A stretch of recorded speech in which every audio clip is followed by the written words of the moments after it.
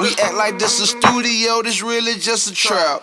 Welcome back, tribe members. It is the Soulardians. I'm your co-host, Marcus Boston. And I'm your other co-host, Cecil W. Evans. And today we have on a very important person in my musical life, DJ Sox, real name Steven. Damn, what's your last name? It's Gendron, man. That's nice. Come on. We should Really? have a 1 minute conversation on your Jesus name. Christ. It's fine. No, but he doesn't talk. And DJ Sox didn't. I get it. He's not the only one. Right. You know how many people think Sox is my last name? Like my name is Steve Sox. That would be, how cool would that be? I mean, it'd be cool, but it's just not. You think But what was the guy that played for the White Sox? We still haven't got Steve whole name, and did you say? Yeah, he said it. Did I miss it? Yeah. I'm sorry. Gendron. Stephen. Gendron?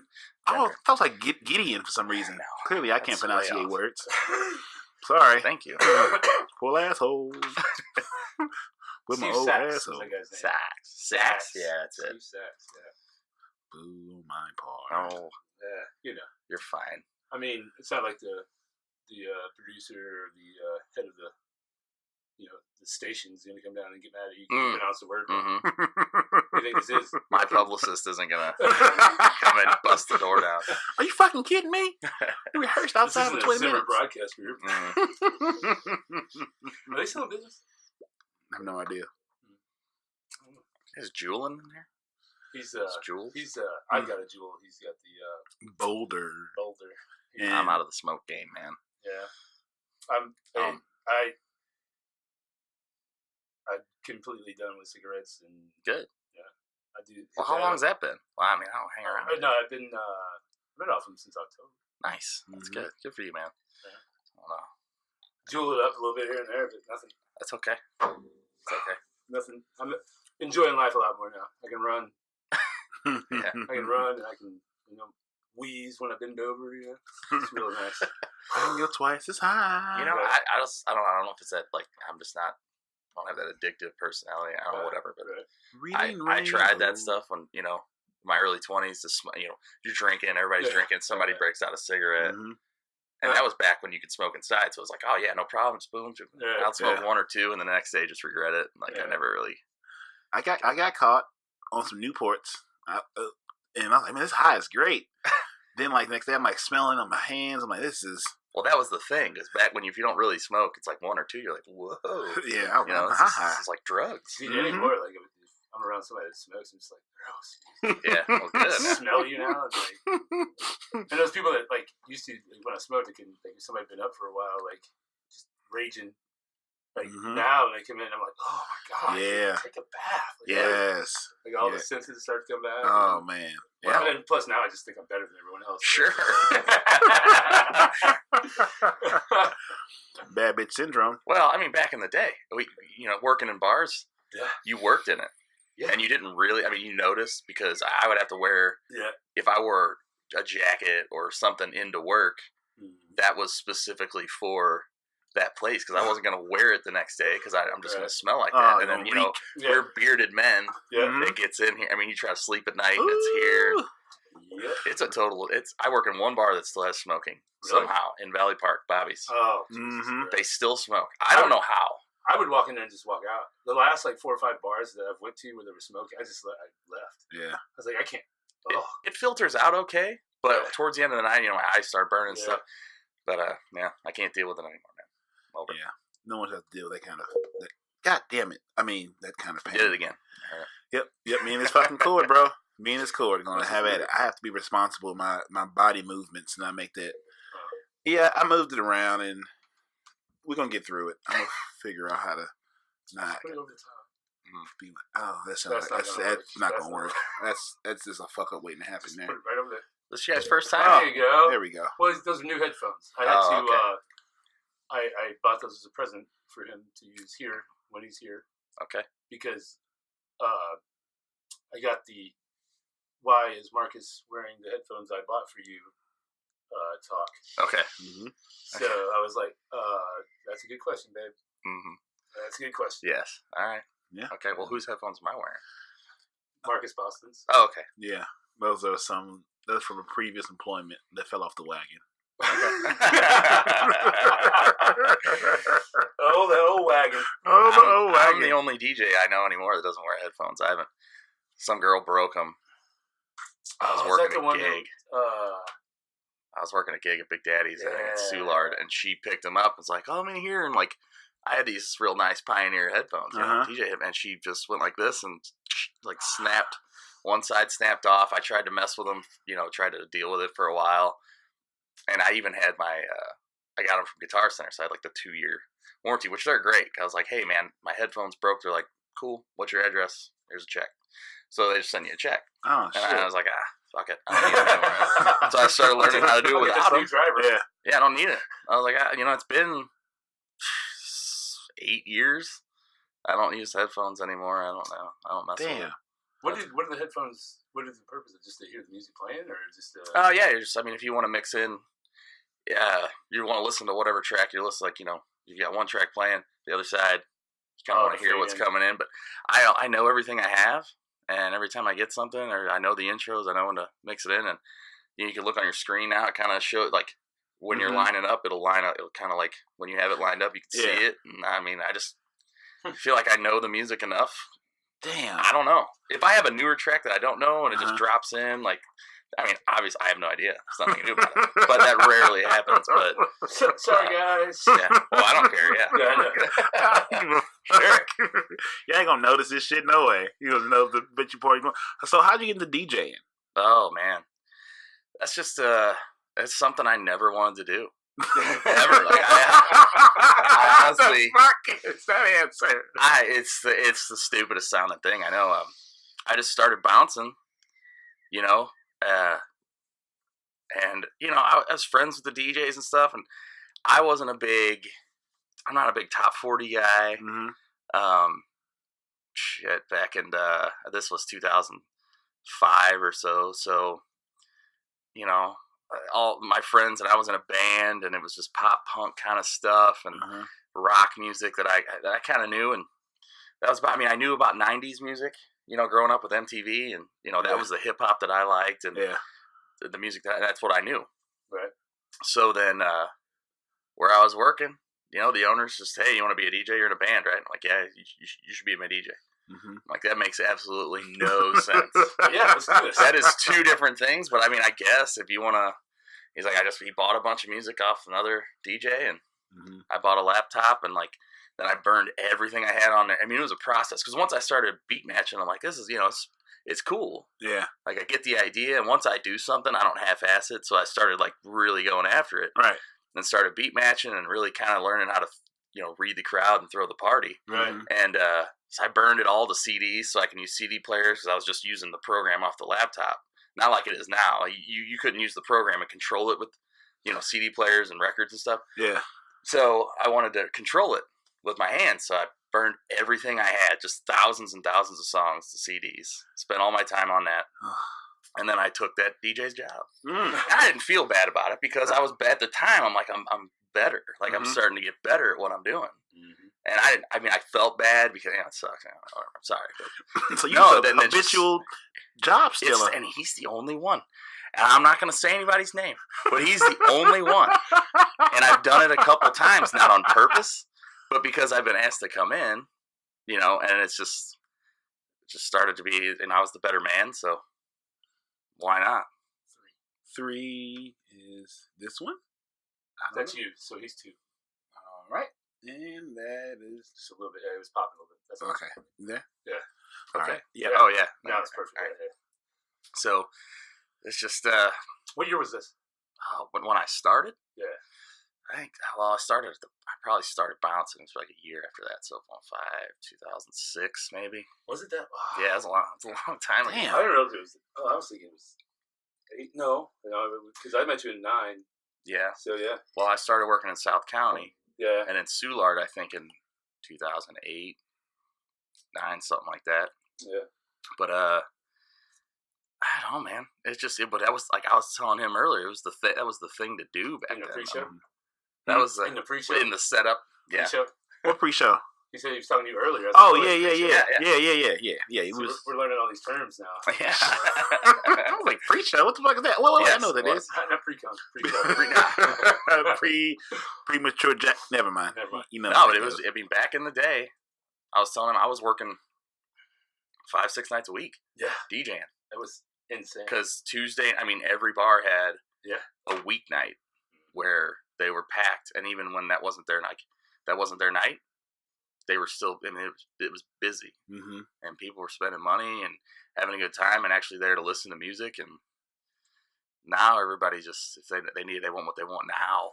It's that push of a button. They want their song now. If they don't get it, I think, but also back when you started, music was so much more expensive to get.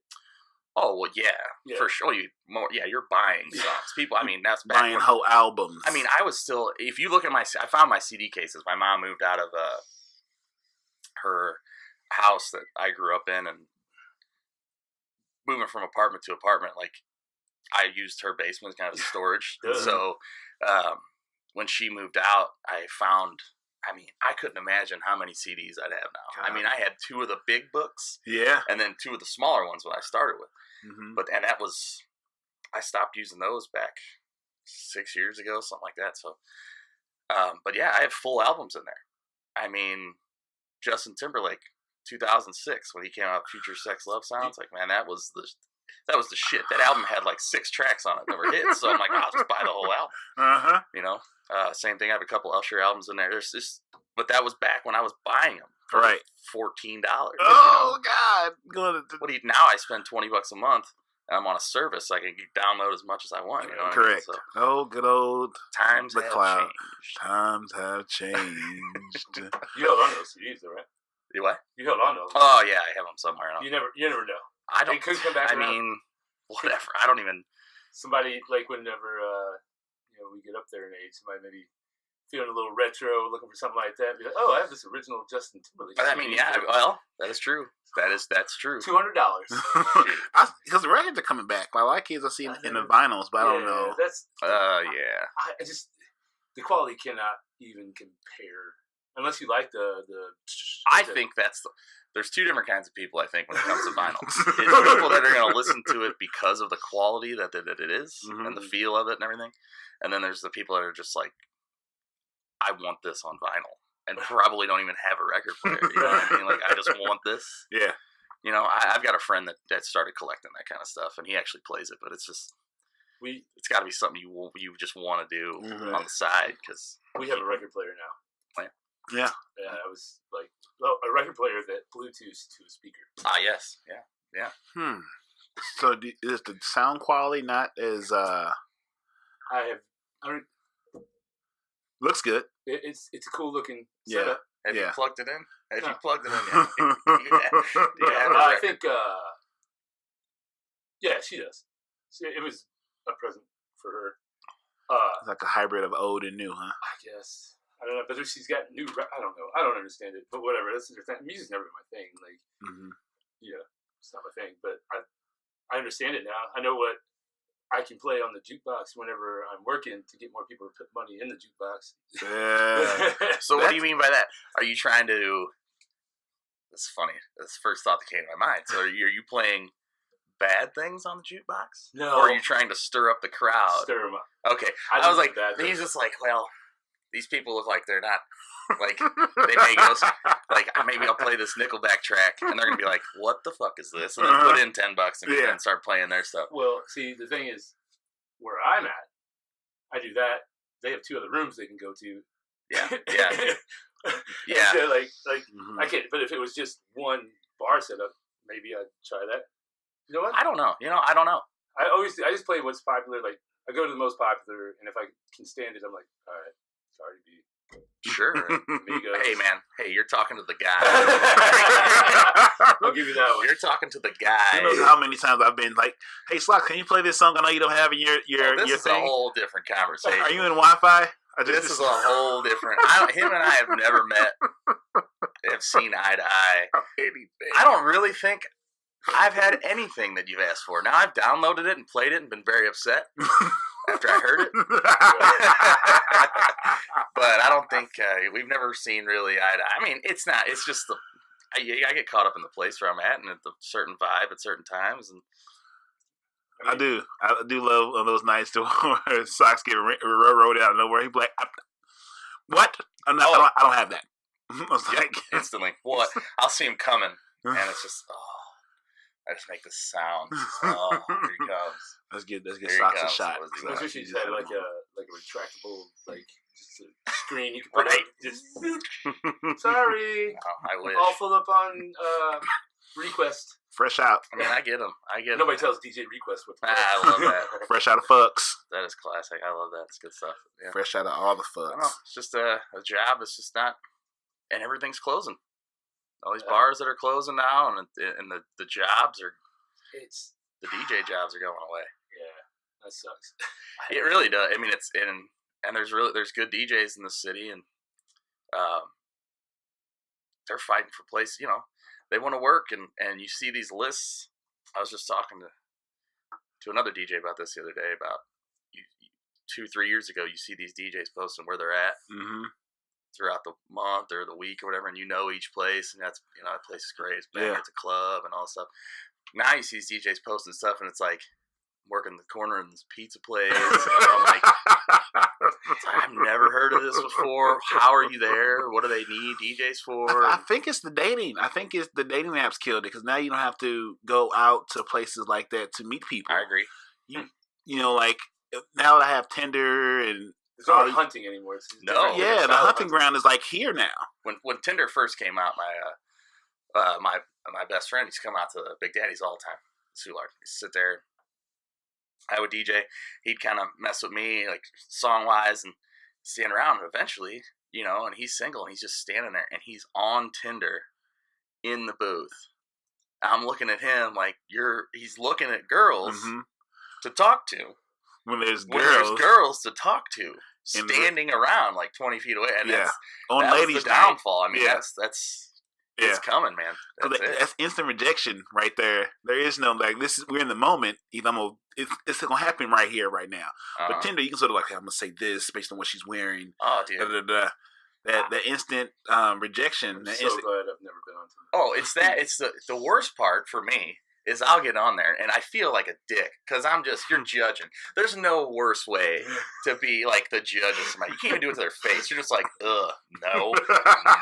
Like it's sickening. So, but then when you do match and then they want to talk, sometimes you're like, I don't know what I was thinking, or do I want to talk to you? I'm sort of drunk. Or what are we gonna do? We're gonna text now, and then we're gonna meet up, but then neither one of us are gonna look the same when we meet up. For me personally. I would rather meet somebody face to face and set something up. That way I know exactly what I'm going to get into once we get there, whatever, Yeah. But I got friends that we meet at, he had a certain date spot that he would take these people, these women. And then. I had that before the dating apps. Yeah, well, that's the thing. You go there. And if you don't like it, you don't like it. But you're going to spend that money on this person that. You could have spent more money on, going out with your friends or somebody you would rather talk to, whether or not you hook up or whatever. But that's just. Or when you double book and then you have to use 2 different rooms of the bar and you're like, shit, running back and forth all night. Whoa. No, my friend told me about it. We never done it, we just heard about it. I wonder, I think this popped in my head. If on Tinder, you could have a stats thing. That you can only see, it's an algorithm that pops up and be like, how many times people were swiping left, how many times people were swiping right. Is that already on there? It might be. I don't. But that might be one of those once you pay. Yeah. It's a whole different. They're getting. So you run it like a business. Yeah. I could get into. I'm like, oh, all right. They're getting it now because I can see my my trading cards, so I can see what pictures need to go. Because what they bait you is there's 10+ people that swipe right, but we're not going to show you unless you become a preferred member. So I want to know. It'll tell you there's 25+ people that have liked you. Yeah. But in order to see these people, how much is it a month? It depends. Let me hear. Let's do some. Actually, no, I don't have it on here now. I don't either. But I can get it. But I did delete it. Look at my. I say, you know what? I'm gonna focus on who I enjoy spending time with now. You know who you are. who y'all might be. Well, you know I'm speaking to me in Sox right now.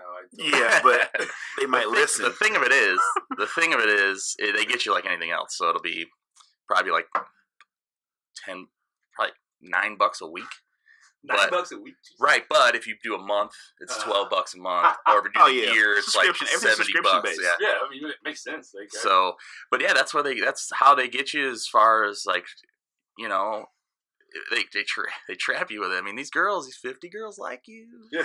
I'm not ready to pay for it in that way. No, I'm just not there yet. But how's your closing percentage outside of the app? I don't like. Next question, please. Oh, you don't keep stats? Oh, yeah. I mean, I know. I don't. I mean, I do. Oh shit, I do all right. I mean, I'm gonna do better. Oh, I'm gonna kill it this year. I told you my goals for 2019 is a girlfriend and a baby. Whoa. Neither one do I really want. Right. But I think I should at least be in position to say I shouldn't be here. And a baby. I know. He just went. Hold on. Wait. Yeah. No. He said he's not having kids. So you're not even gonna know this person for a year? Whoa. Yeah. Wow. I just thought about that. You know what I mean? It's not like, it takes a minute to have a baby. That's a Russian thing. Okay, so we talk. talk. No, wait, no. Yeah. This sounds like a great idea. You should totally do this. Okay, yeah. You should totally. Hey, I'm really bored right now. Like, the winter is really dragging me down. So if you can, the chaos of it would be so great. If you can knock somebody up right now, it'd be great for me. Right. You know, good goddamn well, I don't get that far with no goddamn body. I think you're willing to everyone say hi to Ethan. Hello, Ethan. Oh, hey, Ethan.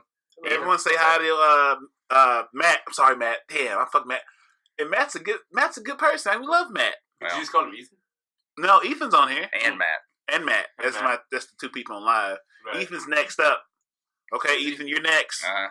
The Sox held me at gunpoint and say you're gonna fucking record this shit. I forgot.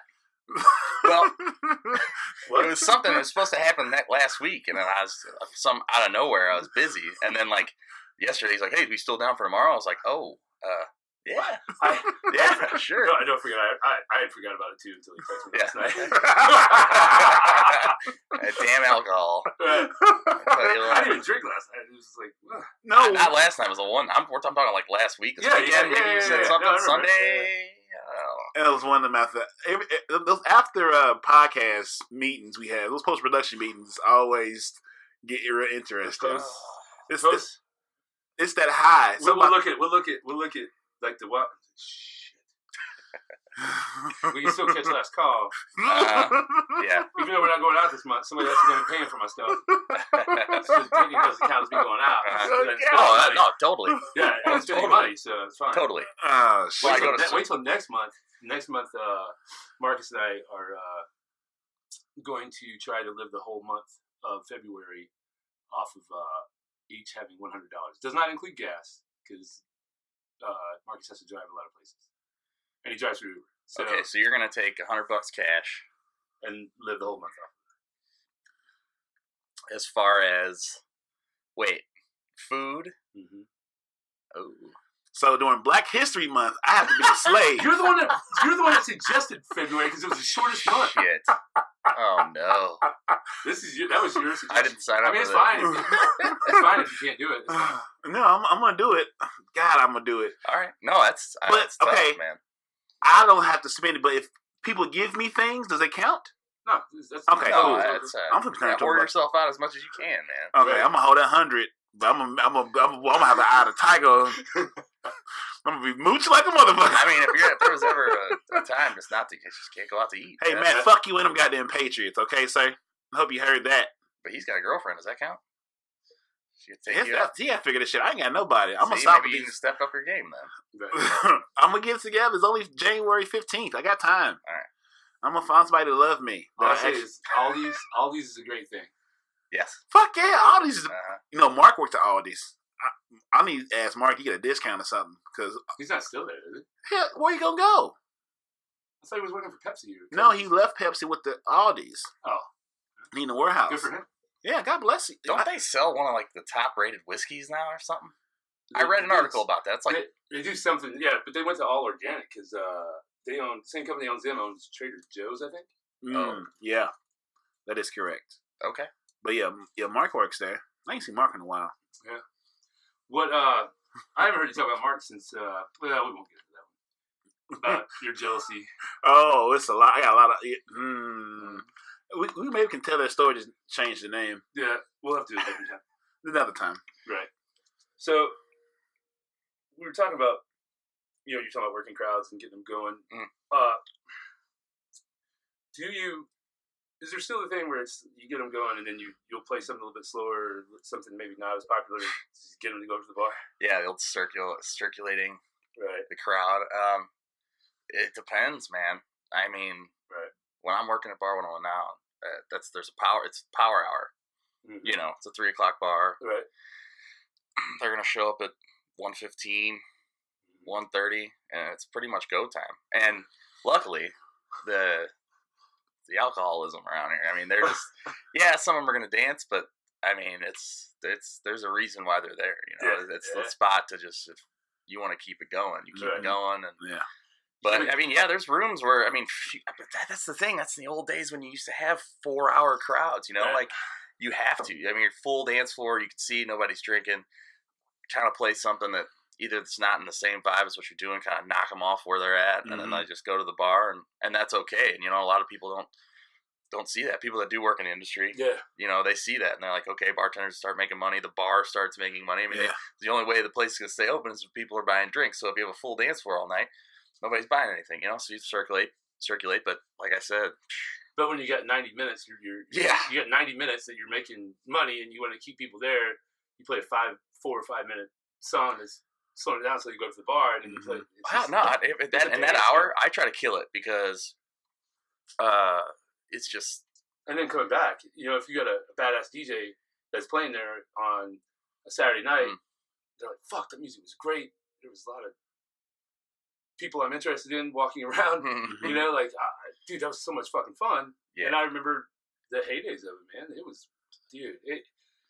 I can remember there was the Mardi Gras where you were DJing, and then Hayes was on the mic, and for about an hour there. I think it was our first or second Mardi Gras, and that was like, I call it like one of the most magical hours, because he was just going and you were just flowing into it, and that fucking dance floor was just in the flow state. Yeah, man. It was in the flow.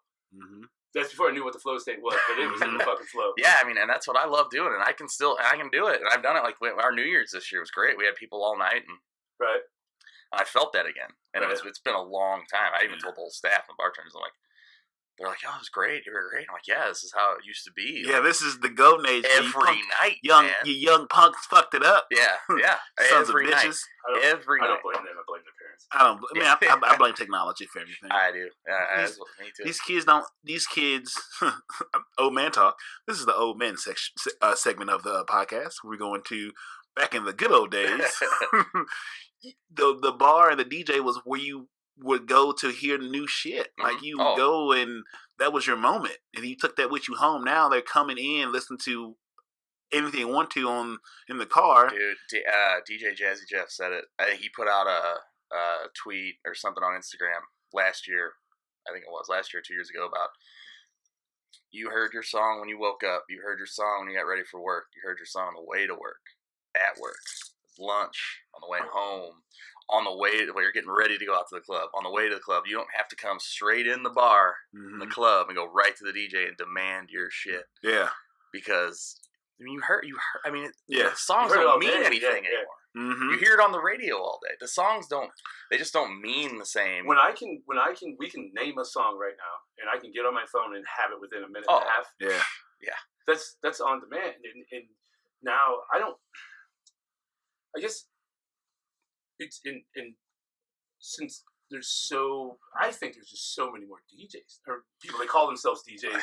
Oh, definitely. Yeah, because a laptop. Mm-hmm. Whereas before you had to buy all this other equipment, and now like the way I see it is a lot of places have the equipment already and just come in and plug and play. Sometimes, well, that's how it was. When I started at Ballpark Village, I wasn't even allowed to bring in, my own. I walked in with nothing. Oh, you didn't get to bring your own laptop in? I did. I did opening day up in the Crown Room. Mm-hmm. That was a great time too. It was a long day, but yeah, they let me bring in my library. But after that, they have a library that they've built up, I guess, over the years, and then they have people that put new You know who stuff that person on. is now. Mm-hmm. What? What do you mean? That builds their decks, their playlists and everything. The person we talked about earlier. Oh, yeah, Justin. Yeah. Is he doing that now? Yeah, he's. Oh, I didn't know that was. When I went and picked this up from him the other night, he had 3 screens, all music, loading. I think he called it new decks or whatever for each room. Yeah. And Okay. That was There's another guy when I haven't worked there in a few years, but there was another guy that they gave me like his email, like if I wanted something in there that I had in my personal library, I could email it to him, and if he approved it, he'd put it in. Yeah. But as the company grows and they get people that know what they're doing, then yeah, sure, that's good for him. But there's times where I'm in there and when it first started, I was one of the first guys, so you just thought of a song, go to that song, but there'd be like a few copies of the same version, and there might be a bad version or something. I mean, so these guys, they allow cussing in the music. I don't know. I can't remember. Say titties. It's super controlled though. Yeah, super controlled. But I mean, now these guys that have been there for a while have made their own, because you can put your own crates in the program, so you can kind of just go to that every time you're there. But you're using their music, and that was tough. That was tough for me. But I wasn't really throwing a party. Crates, is that like your DJ Sox? If on the software, yeah, you can on the side, you can build crates. So if you want 90s music in a certain area, you can throw it all in there. If you want something like old school, you should carry the crates in of records and shit. Pretty much, yeah. Hop the hip into the hip of the hip the hop. The new one they're opening up, Shark Bar. Is all like 80s, 90s, and 2000s. Oh, is that where How the Moon was? Yeah. Okay, yeah, I heard about that. That sounds fun. Yeah. I think old school's coming back, man. It is. Y'all know Vinny. Vinny went down to Miami and no shit. for his honeymoon. As year, I think they waited a year or something. So back in October. It's a good salsa. You ever had Vinny's salsa? Oh, no. Vinny makes great salsa, man. I've got some of. Oh my goodness! You're not getting any, but I've got some. Yeah, bitch. He makes a ton of. He makes different kinds. Why would you bring it up if I can't have some? Dude, he makes because it's out past your fast time. Oh. Somebody's got to watch out for you, D. Why would you bring this up then? That's just mean. It's a treat for another day. Yeah. Vinny's very good at. He can cook, and he's a lot of attention to detail and everything Vinny does. So yeah, his salsa is really good. But he went to Miami, and everything's old school. He's like, it's coming back. 80s and 90s, everything down there. Ton of it. And I see it on TV. You see it on TV a lot. There's a new show on Netflix I just watched. It's Sex Education. And I saw that. I was like, should I press play? It's okay, but it takes me, the whole time I was watching it, I keep forgetting that it's based like today, like 2019. You talking about the styles? And their clothing. Like the way they look is all 90s. Like they're wearing the sweaters. Like it looks like, like remember like U-Man and like Ocean Pacific and like all that stuff. I mean, Tommy's back. I mean, I was King Tommy in middle school. Swiss is back. Yeah. Yes. Well, okay, let's talk about this one. And I was talking about this yesterday. Champion. Okay, you remember when you went to like Kmart? We just talked about that. Was what your mom bought because it was like an $8 sweatshirt. Yes. Now I went to Banana Republic a few months ago and they sell it there. Just a plain pale pink Champion sweatshirt's like $80. Now. Yes. Yeah. Well, you know what happened there.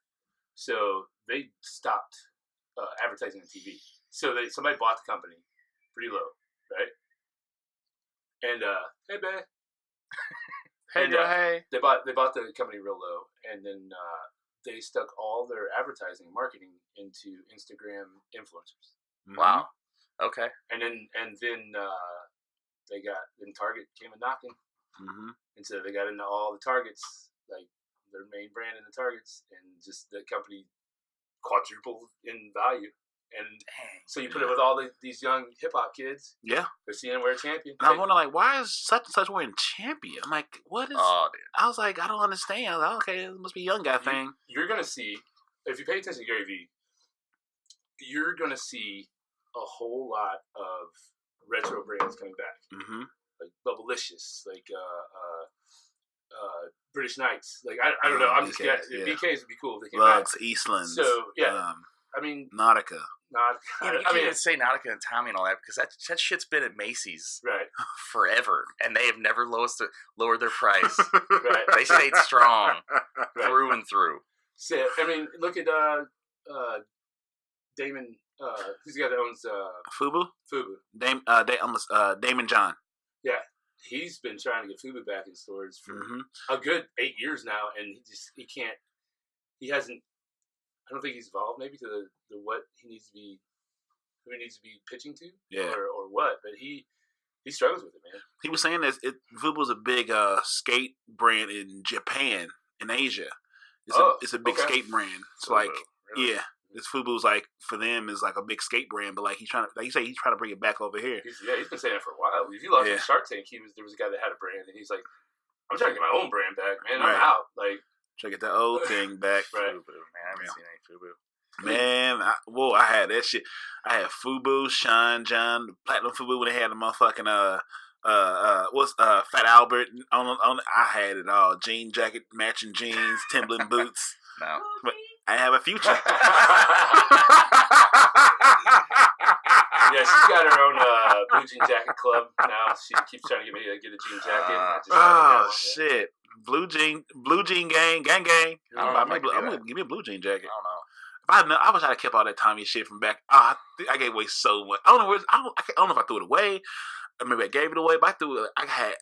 From middle school to probably junior year, I had Tommy everything. I was just we were poor. I was poor, man. I had no name brand shit. If I had name brand, it was like Arizona jeans. So I had one pair of Z Cavarici, however you pronounce it. Who? You don't remember Z Cavarici? No. The jeans? What year was this? 83? This is, no. It's for white people. Dynamite drop in, babe. So, the only reason I had that pair of jeans, they were like $80, was I won them because my mom's friend was at the Buckle, question mark? Buckle, yeah, probably. Probably, I don't know. This is my junior year. Eighth grade, so junior high. She just happened to be there, and she put his name in the drawing, put my name in the drawing, and then I got a letter in the mail like, "Oh, you won! Just call the number." And I was like, "What?" And then I went in and got a pair of Z Cavarici. They had a double button on them. They were fucking. Was this like when Jordache was a thing? Nah, I mean, yeah, it was around. The Jordache was that place I don't want to talk about. I don't know. The place the former owner of our football team owns. Oh, see, okay. When I was growing up, the drip. It wasn't the drip back then, but that's what the kids call it now. The drip. What is the drip? Drip is like swag or whatever. Whatever. That's swag. what that means. You don't call swag. That's anymore? what. No, that the new means. thing is drip. So now, is that like, what that Cardi B song is? Yeah, she got that off. Drip, drip. Yeah, came through drip. So now it's like instead of saying like your swag, my drip is hard. I suck, dude. My drip too hard. I'm a DJ, man. It's embarrassing. I'm an old, tired ass DJ, man. I just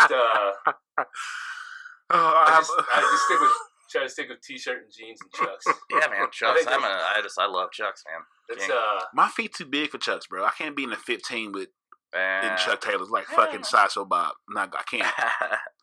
You're right. Thank you for the reassurance. Vans or something like that. I'm gonna stick with these Nike boots, man. The Nike tennis shoes and Timberlands, man. I realized I'm dated. I went out. I put on my fly clothes. Like when I was like, oh, I'm an old man, huh? I'm wearing Timberland boots. My jeans around my waist.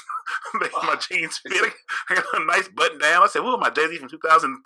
Right. I said, "I am not." It's so funny when you see the guys go out and they still got the faux hawk and the jawbone beard. I'm just like, oh, dude, man, that sounds like that's so embarrassing because that's me. That was me. It's so bad, I know, man. that was 10 years ago. Yeah, I had the jawbone beard with when I was in college and played ball. I had the jawbone beard with the no mustache, the chin strap. Oh, I did that. That was with a bald head. I'll never forget. That sounds very racist. Right before I started working at the bar, and I did it. I went to just this. It's really sad to say. I think I was like 24. Just like the first like trip, like vacation where it was just like, I never did the spring break thing in high school. Me neither. I don't know how these kids afforded it. I have no idea. They can't, but they do it anyway. Yeah. They I don't know, man. So I went to Destin, Florida with like a bunch of my friends. And for some reason, I thought that was going to be cool as shit. And I was like I was in like good shape back then. And I just had like chin strap and then went to here. And then the strap went right up to my bottom lip, no mustache. And like, that sounds horrible. I thought I looked great. Yeah. And how'd that do for you? Awesome back then. It killed it. God it damn was great. So you didn't have the blonde top too, did you? No. I never did that. I never did that. Had my mom shave my back before I went. And it was really crazy because it was like, I'll tell you, I've been drinking. I don't care. But no, it was in the garage because she's like, we're not doing this shit in my house. And it wasn't even that bad. This was just the two. Everybody starts out with the two little wings, one on the right, one on the left lat, and we're just in the garage. Garage door's open because can't have it in the garage either. Apparently, my neighbors are out. I'm just standing there, like Superman pose, and she's got my trimmer just going to town. You can see it. It's probably in the neighbor's barbecue. Right. That sounds good. But that was back in the day. That was the puka shells and the. I never had puka shells. I did. I had one. You know, and I had. There's a DVD. That was right in the middle of the Girls Gone Wild there. The Girls Go. I remember when Girls Gone Wild, you go to Pops. I'm like, what?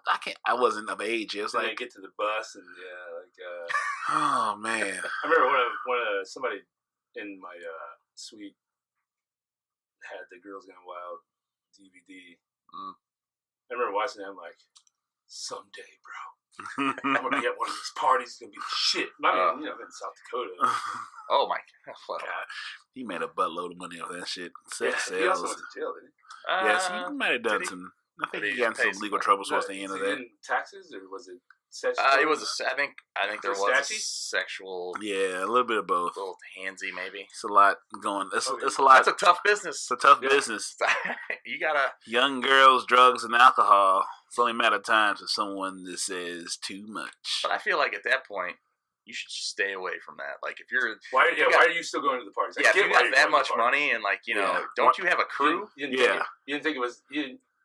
You hadn't made it to a business yet. You were still enjoying it. Yeah. Like those young bar owners. I was just going to say that, yeah.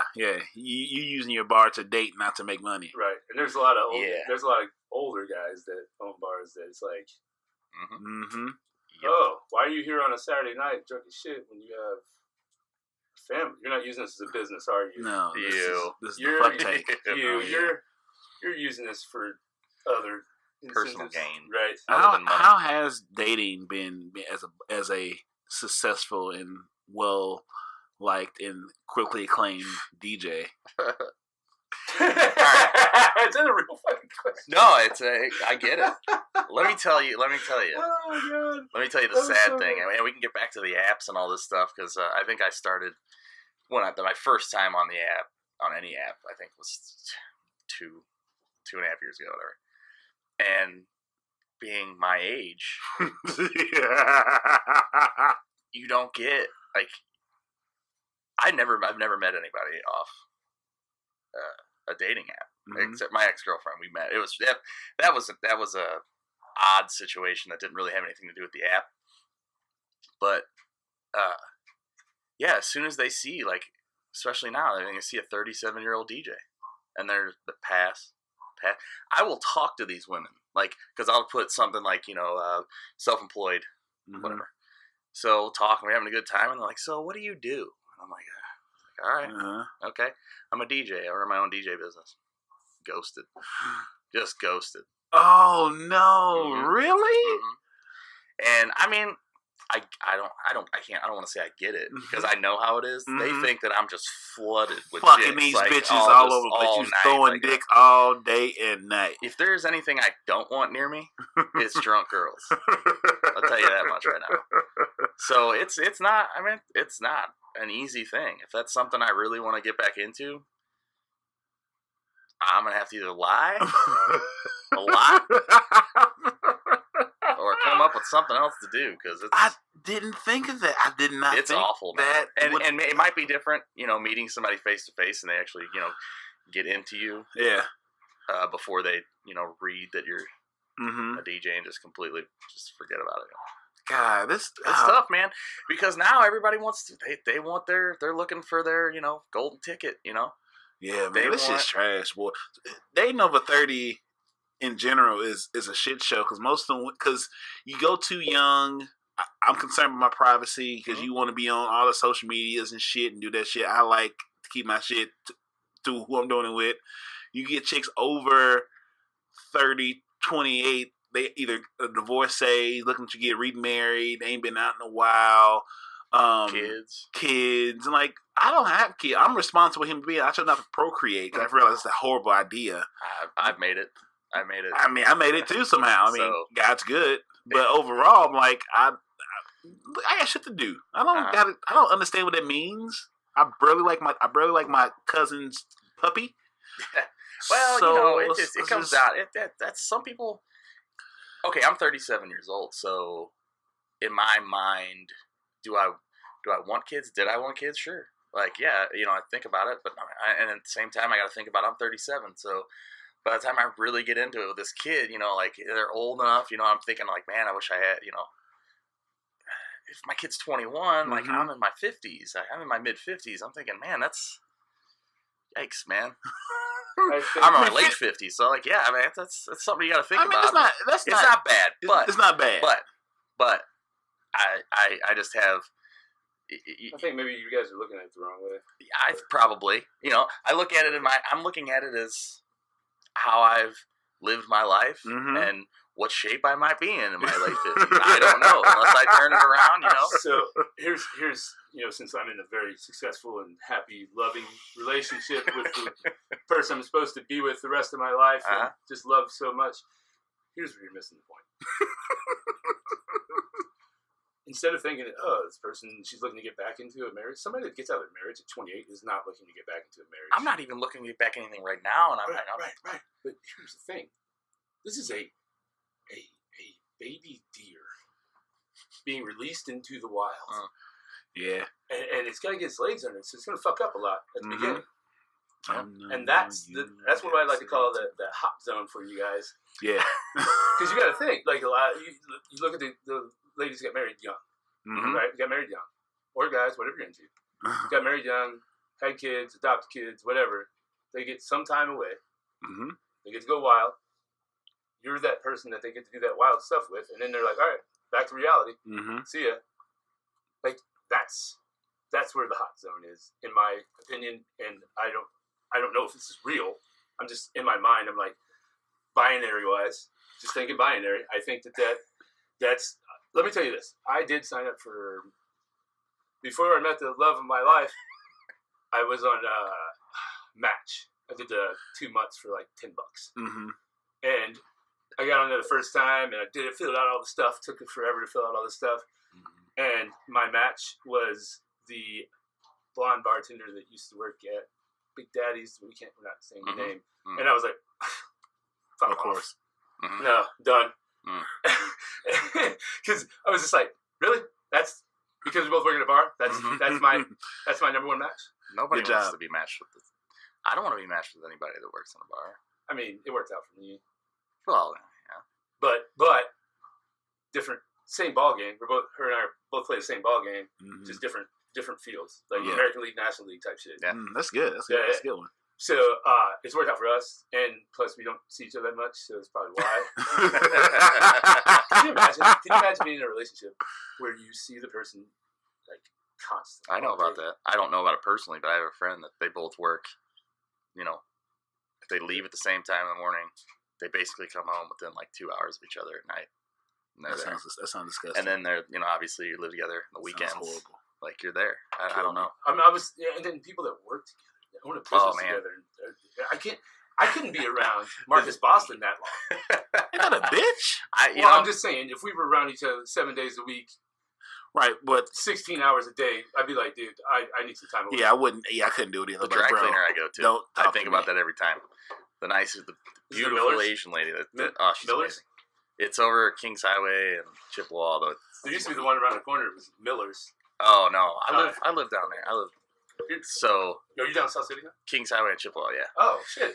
So yeah, there's that PetSmart parking lot. Yeah. Over there. There's one in there, and man, I'm thinking like they're there every day. Mm-hmm. He's in the back doing what he does, and she takes care of like making sure everything's straight up front. I'm like, man, that's every day. And then they go home together. Yeah. Like, do they talk during the day? Do they not? Do they have a thing where they're like, don't talk to me? They've been together so long that they're business partners or something. Maybe I don't know. My girlfriend's grandparents own 2 cleaners in Webster, and they're around each other all the time. They're married for I don't know, 70 years. Good Lord. Yeah. And you really got to love somebody. Whew. He was 99. He just passed away this past year. He was 99, and she passed away at 98. Man. 97. Like, something like that. I'm probably butchering that, but it was still like, holy moly. Yeah, there's no way, dude. Pull it back away. You're going to get Screech. I can't find it. I can't. Oh, found it. All right, he's back. Sorry, guys. Sorry, guys. Hey. But and then there's I dealt with the situation with my ex, who has 2 kids, and her friends had to talk her into like wanting to hang out with me, like wanting to date me, because she was like, he doesn't want this. Right. Like, he's not going to want this baggage I have, you know. Do you wish that they hadn't talked her out of it?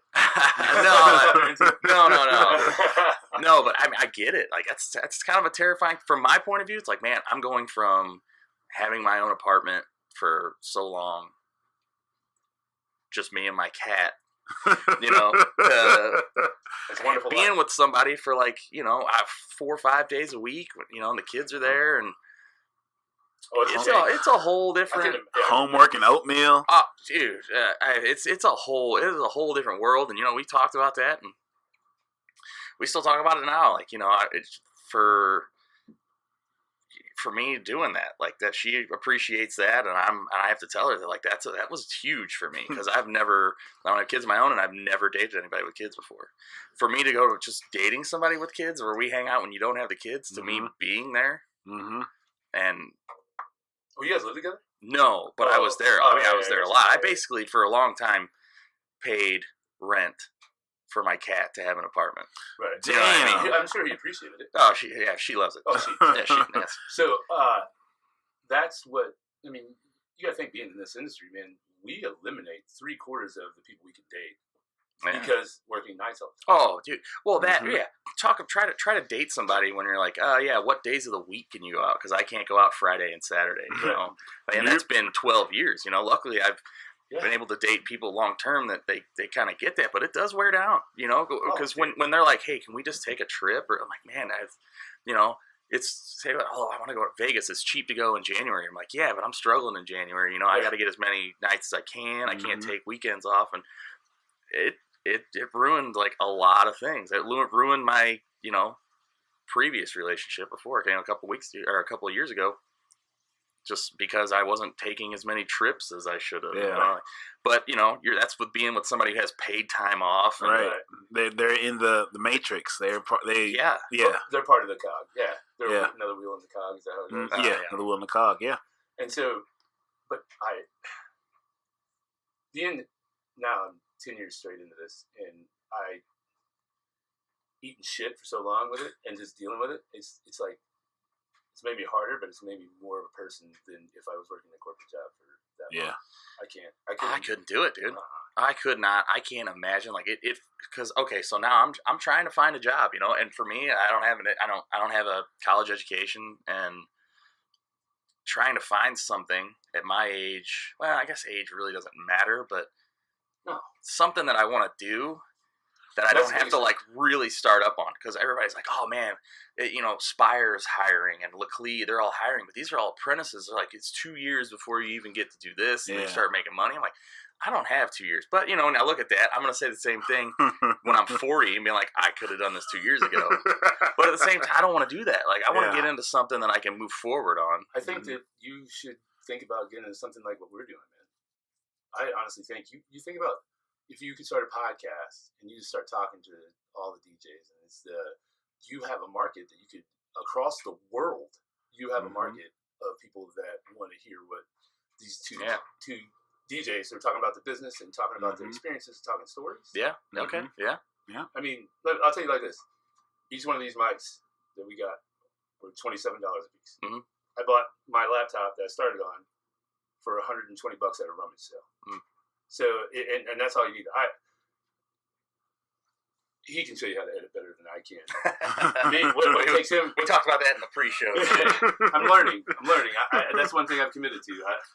I'm being more organized. I got my workout notebook, and I have my leather bound. I used to do that, and I find it the best way. Organization, and then taking care of myself has helped me clear my mind to if I'm not getting fucked up all the time or thinking that.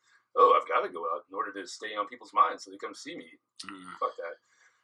I'm saying, I think that you getting into this would be really cool. Maybe even doing like a YouTube channel where you're explaining to people how to DJ and maybe cutting some of that out. Like some of their hard times trying to figure out how to do it. And you're just like teaching how to DJ. That's true. And YouTube's a wild thing. And I tell you, I learned that through dating somebody with kids. Is I've never in my life would have thought that you can go to YouTube for everything. Like when you're thinking about how do I do this, and it always slips my mind. I always Google it or something. I'm like, how do I do it? Oh, YouTube. Type that into YouTube. Somebody is on camera showing you step by step, and watching people. The one thing that blew my mind is watching kids watch other people play video games. I do that. Blows my mind, and these people are millionaires. Yes. I when I was deep into it, if I couldn't get past something, or but don't talk about video games. Like I watch, but now that video games are going to be the most watched sport within the next. Seriously, I mean, but you got to think. I mean, it's just kids get on, they watch these events. I mean, look at this ninja dude. Ninja, he is making this ridiculous like $400,000 a month. Twitch, man. Like it's insane. And now Twitch, it's not just video games now, right? No, they're expanding into other things, but their bread and butter has been. Who's paying these people though? Advertising. Just advertising on you. I was gonna say because YouTube's not, sponsorships and advertising. It goes off of hits. It goes off of views on YouTube to where you get sponsors and certain. Well, yeah, but and then YouTube decides it. And now, but the thing is with YouTube is the algorithm is kind of they're getting it better, but they had something with where a video that got a bunch of hits was actually a hate speech, and like Sony or somebody was on it, and somebody made a big thing of it because people were watching it out of the ignorance of what the person was talking about. So the algorithm said, "Oh, we need to put this ad on here." Yeah. So it fucked everybody. Like there was a guy that he had just quit his job and was just doing YouTube. And just moved to an area where there was more YouTubers, and like him and his girlfriend, and she like her YouTube. I mean, the dude's a total douche. Don't get me wrong. Like, but I am kind of defending him. Like he's like, I'll put it like this: when he's making this video talking about what happened to YouTube, he's got a mirror behind his girlfriend who's wearing a bathing suit, so you can see her butt with the G-string of her butt. I mean, doing whatever clickbait bullshit to get people on there. Yeah. And but he's like, now everything I had got flagged, so I'm not making money off of that. And I'm like, well, dude, you're talking about working out. You work out with your shirt off, and you work out with girls in lingerie. I get what you're doing, man. I get it. But just have your girlfriend switch over to Pornhub. Yeah. Like, if you're selling her, if you're selling her out like this, and you're pimping your old lady out, there's another one I watch. I'm not even going to give her any pub. People know who she is. She was a bodybuilder, but now she doesn't bodybuild anymore, and she like does this other shit. Her husband just pimps her out. That's all he does. And it's kind of sickening, dude. I'm like, come on, bro. Yeah, you can do better than that. Maybe. I don't know. I don't know what all these are. I mean, I flip through, and you flip through Instagram, and it's these. I mean, women and men both that just post pictures that they get paid to post pictures of themselves every day. It's you get. So I have a friend. Hopefully, he'll be on the show. He has 86,000 followers on Instagram. Okay. I think he's making $5,000-6,000 a month off of his Instagram. People paying him, and he'll set up his whole year. Where this month he's going to be rocking this thing or doing this, and he's like a a model, I guess you call it, but he started out on Instagram just posting every day, and people started following him. The key is, I think for you, if you want to get into this the Instagram and YouTube, all your things have to revolve around DJing stuff, and then you'll search these hashtags. So say like hashtag motherfucker. Dogs are shitting everywhere. I see him like I saw him creeping. he was in here and now he's he's sniffing around out there. Yeah, no, he totally poo-pooed him. Thanks for having me, guys. Yeah. Oh God, man, that's bad. Look at the big shit studio. Jesus, dude, no, go upstairs. Nope, he's coming to say hi. Here he comes. Who knows, my friend? Oh, do you have a lighter? The light is over there. Really? So the incense. I'll come back and make this point. Let me clean this up. So this is a commercial break, and right now we're going to whip it over to dogs that shit doing positive things. man? Shit gets real. Pooping it up. I'm a big Poopcast. I never thought about the dating stuff. I know we had talked about one. God damn it, D, you had one job. Fuck. I mean, Got him. It was him. Ain't that a bitch? It's too short. It won't reach. I know. I was gonna say. I got it. You got it. Nice. Barely, but I got it. Just put it. And when I get them, I buy the long one now. Yeah. I'm bring out the long. God damn it! Hot. Just Hot. there you go. Man, that shit is fire, bro. Well, it's fire. No, I'm talking about that shit. The Oh, dog yeah, like- was fire.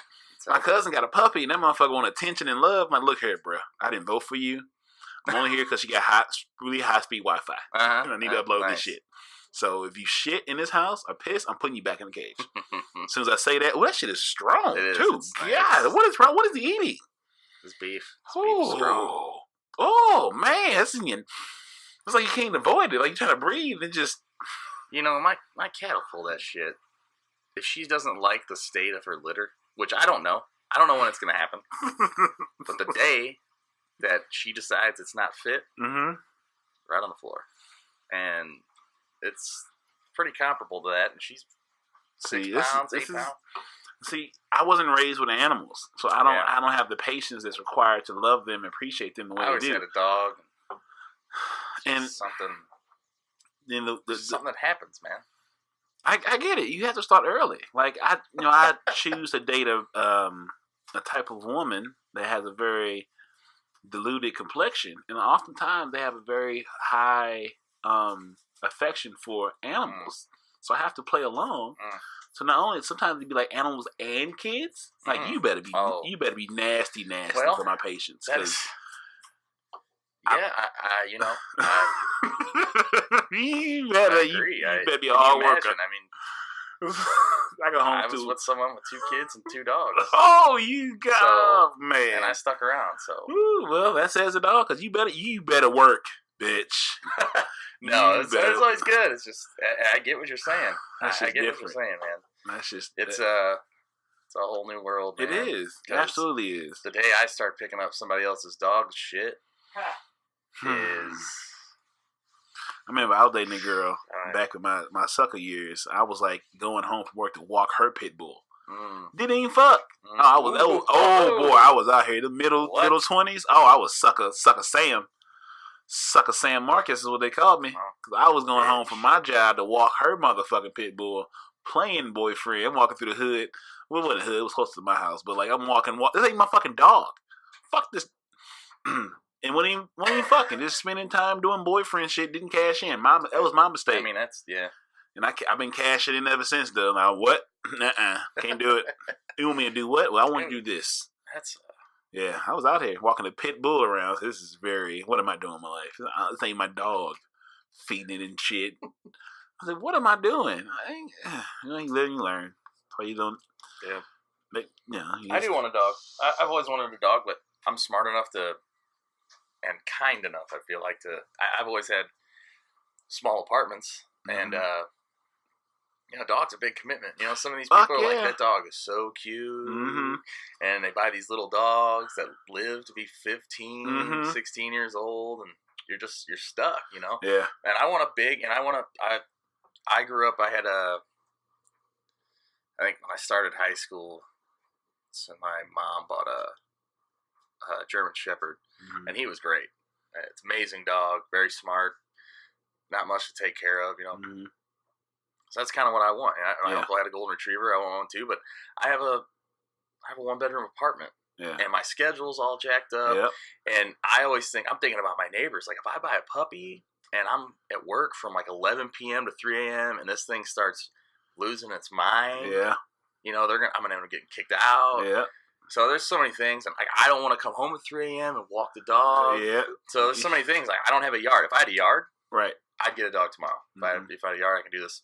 Great. But no, I don't have these things, so I'm not going to, put that animal in that kind of position. So yeah, like I like big dogs. I want like a Cane Corso or Italian Mastiff. I want a dog. Yeah, we're just talking. We're talking about. I agree. It's not no damn soon. I seen that baby dog shit. I definitely know big dog shit's gonna be real. Sure, gonna be real. And it has to be. I need my dog to be as chill as I am. So I'm gonna pay for obedience school out the box. That's why you don't get a puppy. Yeah, I don't need the puppy. I need mine that's already ready to go. I have mixed feelings on that. I have no problem rescuing a dog. Both ours are rescued. Yeah, I have no problem with that. That's great, but I don't know. I haven't decided. There's some that you don't get me wrong. It's like any adoption, you might get a bad one. Mm-hmm. And then that's like fuck. You gotta be a patient person. Yeah, what do you do with that? I got lucky with my cat. She showed up. I didn't want a cat. She showed up. This had to be 5 years ago or something. I lived right on 7th and Barton. Yeah. Like right on 7th, right on the front. And 4 in the morning, I got done with the gig. The whole street's lined with buildings, I just walk up to my door. I can hear his cat crying, whatever. She walks right up to me. Little tiny thing. Little tiny black thing. I was like, fuck. I've had cats. I've had a cat before. And I went inside. Girlfriend's in there, passed out. I'm like, you got to get up. We got to figure this out. Because she had a dog at the time, right? We had 2. Yeah, we had a Boston Terrier and a Chihuahua. Yeah. So. And, it was Chihuahua. That's right. Yeah. So we both went outside and sat down on the steps, and this cat's just climbing all over us. I'm like, look, we'll deal with it in the morning, take it to the Humane Society, and see if it's somebody's missing a cat. Nobody's missing a cat. As a kid, at Soulard, they're everywhere. Right. It's just, and then there'd be posts on Nextdoor, like, and everything. There'd be plenty of. Yeah. If you knew somebody was missing a cat. So wanted. I have a cat, and I took it. She took the 2 dogs when she moved to Hawaii, which is fine. They were her dogs. So, and I don't regret it. But I was like, she's like, I guess you're taking the cat. I'm like, fuck yeah, I'm taking the cat. Yeah. Like I'm doing something to hurt her. I'll show you. Yeah, I'll show you. I'll take the cat. So now, I'm keeping some pussy here. I don't know. It's whatever. I don't mind it. But yeah, that's another thing getting a rescue too. Depending on what dog I would get, does it like cats? Is going to kill my cat if I leave the house. They'll say. It should say, right? Says in the bio. Yeah. But I don't know, man. Like I was telling him, I have a tiny apartment.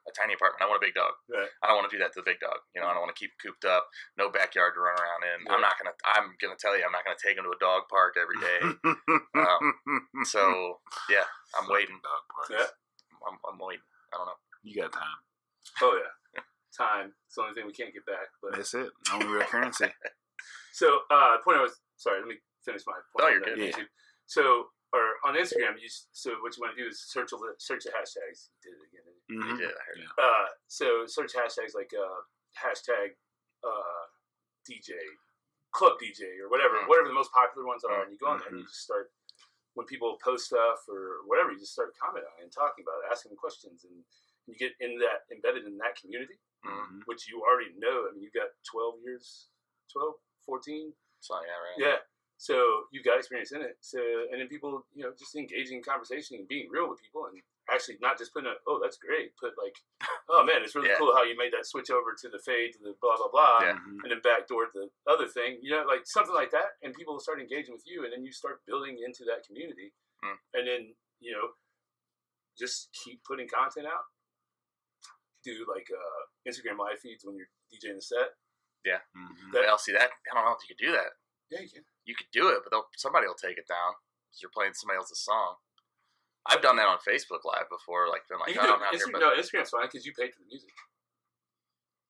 guess. I mean, I did the same thing on Facebook. I mean, I've done like a 20-minute DJ set, and then something will take it down saying I'm using somebody else's property. I didn't know that was a thing. Yeah, I didn't either until he's taking it down, It's a different story if like you're like guitar, if you're playing guitar or something like that and you play somebody else's song, that's a different story. But I think I don't know, man. It's I mean, I used to make remixes. Yeah. And while I was right in the middle of that, I used to post them to just a site that you post it into a site that makes a link and then put out the link. Well, eventually they would go to that site that I put the link on and cancel the link. Like this, like an Usher song I put on and be like, this is an Usher track. Even though it says what the name of the track is, and then in parentheses it says DJ Sox remix. Yeah, it's like, damn. So you're making it as your own, but I'm not selling it. So. I thought now, because I was talking to DJ Main about it, DJ Main Street, and I was kind of talking the same thing, and I was like, but that same thing, like in my head, I was like, I don't know if you can put stuff up and put the music in there, and he's like, no, now people want you to put their music on there because it's more notoriety. I would think it's more notoriety for them, and they're getting more people listening to their jam. That's why my whole problem with this fucking CSAC bullshit and the fucking what's the other ASCAP? ASCAP. Yeah, ASCAP. I said it. ASCAP. the bullshit is that they're not even the people that you're supposed to be getting the money to aren't even getting the fucking money. And if they do, it's like a very small percentage of what it's the label taking it. Yeah. Like I honestly, as soon as our platform gets big enough to where I don't know, big enough to where people listen, even if it's just a little whisper they hear from us. Whisper. Right. I just want to bring that whole fucking thing to the ground. Yeah, I mean, it's a whole. I get it, like back in the day, because that's how a lot of people heard music. If you're coming here to hear this, I get it. But now it's everywhere. I don't understand how they can still put a hold on that. I mean, what are you paying for? Because nobody's fighting it. Because the bar owners and venues and stuff have just got used to paying that. They got to pay that money every year. So they're just used to paying it. Yeah. If somebody would start some kind of coalition to fucking go against them, or went to a younger lawyer or somebody like that, like, hey man, you want to get your name on the map? Yeah. We'll make a difference. We'll make an impact. If you're going to talk to Ethan will tell you. He brought up to me though. That's a whole different ballgame with live music too. You can't just certain places that don't have the certain license or whatever. I can't remember. Can't play certain covers or whatever. It's a whole different thing. It's a whole different thing with having live music in there. Having a guy sitting there playing acoustic guitar by himself. It's like you have to have a whole different. It's totally different than having a DJ. I don't know how. I don't know. I've never done that, but they're just trying to get you however they can, So if you're a known live music venue, I think you have to have like a certain. It's such bullshit because they're getting paid. There's not as much money in making for the labels as much anymore because there's so much independent stuff you can do because of YouTube, because of Spotify, because of SoundCloud. Yeah. And if you are an artist these days, there's no reason you can't get your shit out there. I mean, SoundCloud's free, but I mean, for us, it's okay.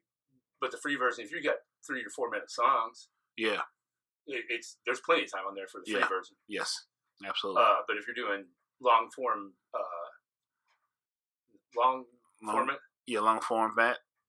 communication, long form transmissions, long form content. Yes. Okay. There it is. Long form content. It's not the right place. No. Yeah.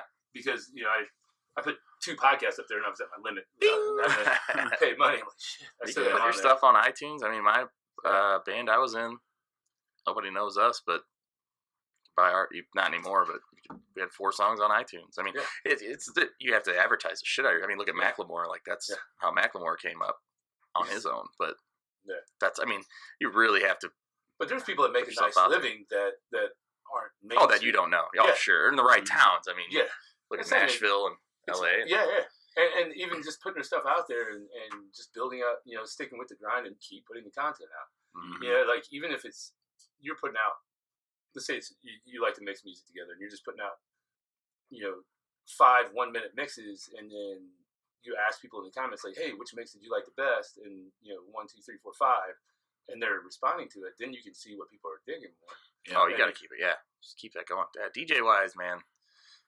Everybody's doing it though. Yeah, it's tough, man. And a lot of times you don't even have to have the actual DJ software or the hardware. Yeah. It's all in the software. I can Ableton, like this stuff. These guys are making mixes on Ableton. They're not even touching a board, mixer, vinyl, or yeah. I mean, there's shifty shit out there, but I think it's not shifty. I mean, you're technically doing the same thing, and it goes along with a lot of people saying that certain DJs can't DJ.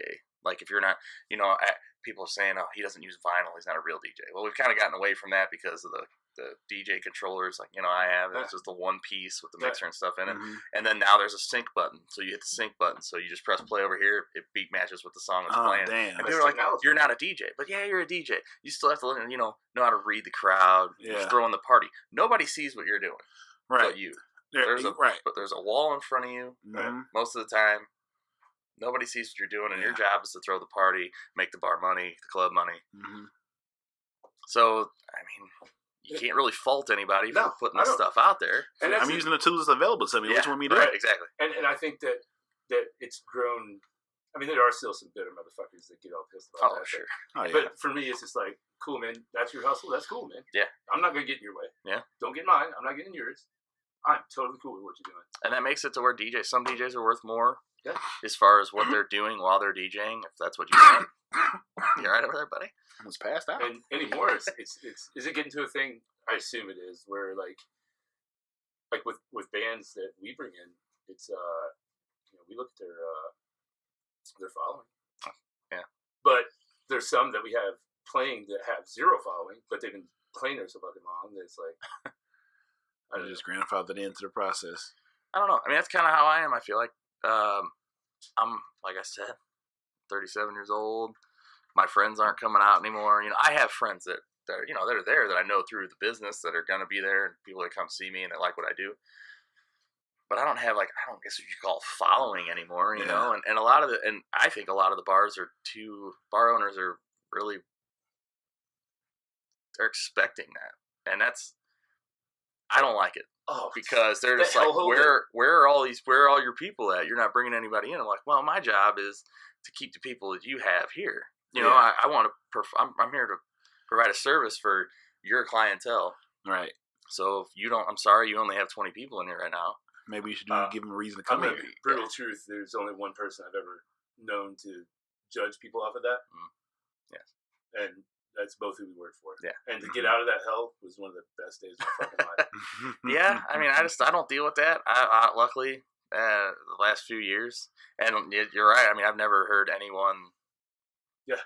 Anywhere else I've worked. So that's called blame casting. Really getting into that. Yeah. At the end of the day, it's not your employee's fault. No, and I don't like it when they come after bartenders and stuff like that that are good bartenders and personable, and they're not going to have. There's no one that's going to bring 20, 30 people every time they work. Especially I don't know at who these fucking people 3 are. o'clock. But there is nobody. Yeah. It's all fake. It's all blame casting. Well, that and during the week. The weekend you should have people there, but they're like, I need somebody on a Tuesday because I only have 10 people in here, so I'm going to bring in this bartender that knows people. That's not how that happens. That's not realistic at all. Like most of the time, that's a hooker. And if they do, and I've seen it. I've seen Just saying. 10 or so people come in, but they're not going to be there all night. They're just like, oh, my friend's here. Let's go do a shot. Yeah. Let's go have, a beer and a shot. Yeah. And they're out of there. Right. And then sometimes, there's a lot of times where, like, in order to get them in, you're having to give stuff away, and it's like...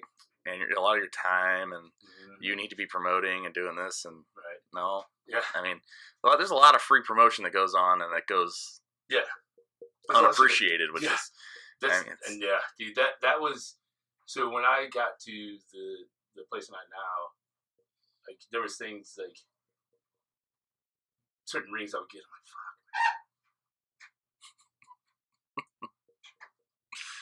He's back. Sorry, those are brand new. You already taken them? Sorry. I'm sorry. I'm falling apart. I can't find the whole story. Man. Sorry. There's Sorry, guys. I'm back. It was certain times like the ring I didn't feel like was as high as what it could have been, and they were just like, oh man, you did a great job. Like, man, we really appreciate you. Like, we've never had anybody do this. Blah blah blah. I'm like, that makes a difference, man, and it's hard when, and I feel bad because I work with my friends, and you could have a great night and still get criticized for what didn't happen. What Yeah. should have happened, or I At don't the know. end of the day, if you're not blaming yourself, First and last. there's no bad teams. It's just bad leaders, man. That's it. Yeah, That is it. yeah. Unfortunately, I've seen that for a long time, but there's good people out there still that are in the industry. It's I don't know. It's just I just think that sometimes, well, in this area, it's coming. There's going to be it's doing well, but like there's young people that are coming up that are going to reinvent some stuff around here. Absolutely. And it's going to change. There is such a thing as old bar owners. Yes. That are trapped in, like, they had a great time in 1998. Yeah. And they're like, I want that 1998 party. No. That ain't happening, man. It's not happening, bro. It's not happening anymore, Adapt. and you have to. You're going to evolve. fail. And I've seen it. I've seen it in a couple places around here that look exactly the same as when I started working there 10, 12 years ago. Yeah, there's two right over over yonder. Yeah. there, right there on that Area. road I'm not going to name. Mm-hmm. But the one still does well because it's the only one in that area. And, I mean, they still do all right, but it's still 40 different flavored vodkas, man. And it's I don't know. You want me to tell you a place that I love? And I'll say it on here because I don't care. Right. I love it. The Gramophone. Oh, I love the Gramophone. Everybody loves Man, Gramophone. that fool's so motherfucking fire. Perfect example of adaptation. Mm-hmm. That used to be a full-on live music venue. That's all it was. That was the date spot. No food, booze, live music. They had a stage in there. They didn't have that thing that separates the middle. So when you walk in and go to the right, arcade game has a stage. I never been there. I was never there for that. Oh, you're never there for that? But that was I was. But I've seen pictures. I've heard. I mean, Scott is one of my really good friends. Yeah. And I hear all about it, and I hear about how good they're doing. I mean, the since I've been going there for the last 4 years, 5 years, the improvements that they've made on the place, just watching it just come to life, man. I haven't been in a place in a long time during the week where I'm just sitting there. I'll sit there for 3 hours or so and just watching people just pour in. Yeah. It's a chill, but it's a great environment. Yep. They're providing everything that they're providing in there it's perfect. Yeah. And they've adapted now. Yeah. You know what that is? That's good fucking leadership. Yeah. It's amazing. Like when he was talking about when that whole thing was coming about, and obviously in the environment that I was in at the time was obviously a super negative environment. So it's like, oh, you're changing. Well, that's just dumb. Like they're never gonna make it. Blah blah blah. And I feel really bad about that. Like because now the person I am now, I'm like, man, that's fucking awesome. Like cool, man. Like the look, the presentation, like all that shit. I was like, this is fucking awesome. Yeah. And the way they've came about, and you see it in Scott when you see him. Yeah. Happy all the time. Dude, I've never met like a happier person as far as, I mean, the guy's, nothing bums the guy out. Like, he laughs at negative situations. Yeah. Like, and that's kind of how I'm starting to be. Like, I got to get into that mode because no matter how bad things get, something's always going to get better. It happens. It always happens. It's just, but you got to laugh about it, man. Because if you let that little shit that goes wrong stress you out, like every time him and I try to do something on this, it's a clusterfuck, but all we do is laugh about it. That's it. Like, what are we going to get stressed out about something? Fuck no. First time we're doing something? You're rolling, baby. I mean, the first 3 times we tried to film anything in here and put the videos up, it never fucking worked. Like one time, like, I don't have mine on 4K. You got yours on 4K? No. We both had it on 4K, and they both shut off after 10 minutes. And, like, just stupid shit like that. But all you got to do is laugh at it. Yeah, and you just keep moving forward. I mean, Scott started as a bartender. At the Gramophone. And now, like, I was there. We took a golf trip to Alabama, and I was there when his boss called him and was like, we're doing this well. I'm going to give you this. Yeah. Like, this is what I'm giving you now. I remember you're doing your thing, and you're going to you have more percentage in this company now and all this stuff. That's fucking him, hard work, and I mean, he doesn't bust his ass now. I mean, that's just where it comes from. That's what happens, man. He's got a good staff under him. Yep. He's always cool with his employees, and if they're not, it's always somebody else. Yeah. It's just how it is. Everybody's always happy when you go in there. Yep. Everybody's in a good mood. When you look forward to going to work, You do good work. Yeah, yeah. The shit's gonna be different. When you start trying to be cheap with people, or you start taking their money and making it like, I don't know, just building that negative thought process around it, then shit's gonna start getting even worse for you. Mm-hmm. Like, you're not empowering your staff and lifting them, making them feel like they're part of this living thing. Yeah. The more you make people feel a part of something, the better they're gonna work, and the happier they're gonna be. And it's people don't get that shit. Motherfuckers still trying to lead by fear. Like, get the fuck out of here. You're a fucking idiot if you think leading by fear is the way to go. Yeah. Name one place that's super successful that leads by fear. Not one. I've never heard people get threatened to be fired. 5 years ago, that still worked there. You know what I mean? Like, yeah. It's love wins every time. It does. It does, and it's especially when it comes to your job, man. I mean, that's tough. Nobody wants to go to work. Everybody has to go to work, and to work in a bar environment and not look forward to going into work. Yeah. There's something wrong with that. I'm a DJ, man. I play songs. And I get to drink when I'm working. You literally make people dance. Yeah. Like my dad. Is there anybody that's ever unhappy that dances? No. I mean, there are, but it's very few. If they're trying to get laid. Maybe. But no, I get what you're saying. It's a party. You're there to party. You're there to dance. Everybody's there to have a good time. It's the oldest entertainment, I think, in the world. It's in the history of the world. What has, since the beginning of time, people done? You can do without music. Yeah. I mean, you can do that on your own, no matter what. You know, so. But for enjoyment and to put a smile on their face, and they're hanging out with other people. You're hanging out with your tribe. Dance together. You got some dude strumming on the fucking and playing motherfucking drums and shit on whatever rocks. They're dancing and having fun and smiling and laughing. So that's my job. I know. So there's nights where I don't look forward to going to do my job, and it sucks. And I'm in that, and I really have to like push myself to be positive. Like I was at work Sunday.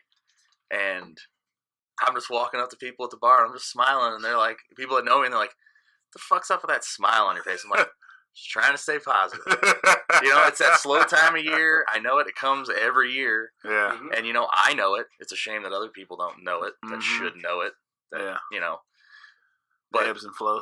Yeah, it's just, this is what happens. You're in St. Louis. It's not getting better right now. Just deal with it. Just be there. Be happy. And be alive, and that's my job. So I try to, I'm trying to be more positive about going in on a slower night because I know it's just how it's going to be for now. And but job security is another thing. It's like, oh, it's a slow night. I may not work next week. Dude, I hate that shit. Whenever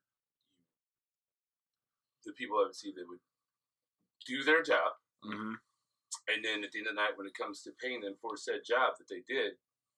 Well, I didn't do as well. Oh my god! Like that's like I'm like, come the fuck on. Yeah, that's a.